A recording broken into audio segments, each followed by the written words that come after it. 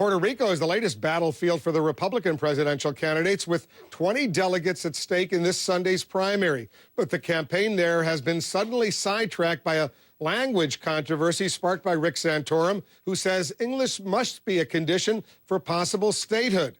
Our national political correspondent Jim Acosta is in San Juan. Jim, you had a chance to speak to Senator Santorum about this. Give us the background. What's going on? That's right, Wolf. Rick Santorum may have hit a language barrier in his hopes to win the Puerto Rico primary, but as he told us earlier today, he's not backing down. It's a hot-button issue in the sizzling Puerto Rican sun. But Rick Santorum is standing by his comments that Puerto Rico must adopt English as an official language as a condition for statehood. The GOP contender seems willing to take the heat. Should it be a requirement for this territory to become a state? I think English and Spanish. Obviously, Spanish is going to be spoken here in the island. But this needs to be a bilingual country, not just a Spanish-speaking country. Santorum noted the territory has already designated English and Spanish as its official languages.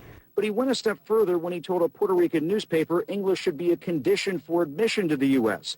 The island votes on whether to become a state later this year. That would be a requirement. It's a requirement that we put on other states. It's a condition for entering the Union. But Santorum got that wrong. The U.S. has no official language. However, 31 states do, which is why just this week a pro-English language group called on both Santorum and Mitt Romney to take a position on the issue before this weekend's Puerto Rico primary. The group's chairman said, should the Puerto Rican people choose to become a state, they must consent to becoming a primarily English-speaking state. But that kind of requirement would force the island to convert all of its road signs to English. You'd have to change every road sign on the island. Well, I think there are more serious issues than road signs. The island's Democratic representative in Congress said Santorum's position goes too far. But to impose on Puerto Rico a condition that no other state has, it's unreasonable. But it could be costly in other ways. After hearing Santorum's comments, one of his designated delegates in Puerto Rico told reporters he's withdrawing his support. With Santorum trailing Romney in the GOP delegate count, every state and territory now matters. Puerto Rico's 20 delegates at stake are now crucial enough for Santorum's wife, Karen, to be at his side on the island. The couple visited a school for children with Down syndrome. We're still on the journey, all of us. I'm sorry. Where Mrs. Santorum choked up as she talked about their daughter, Bella, who has a rare genetic disorder.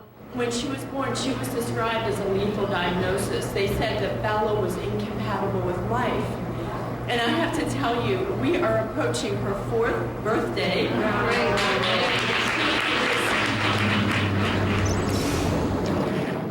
And Rick Santorum's main rival, Mitt Romney, is scheduled to campaign here in Puerto Rico tomorrow and Saturday. His campaign put out a statement taking a different side on this language issue. He is not going to insist on Puerto Ricans adopting English as one of its primary language as a condition for statehood. But, Wolf, this issue could cut two different ways for Rick Santorum. While it may not play well here in Puerto Rico, it could work in states like Wisconsin and Missouri, where conservatives would like to see the United States have an official language as English.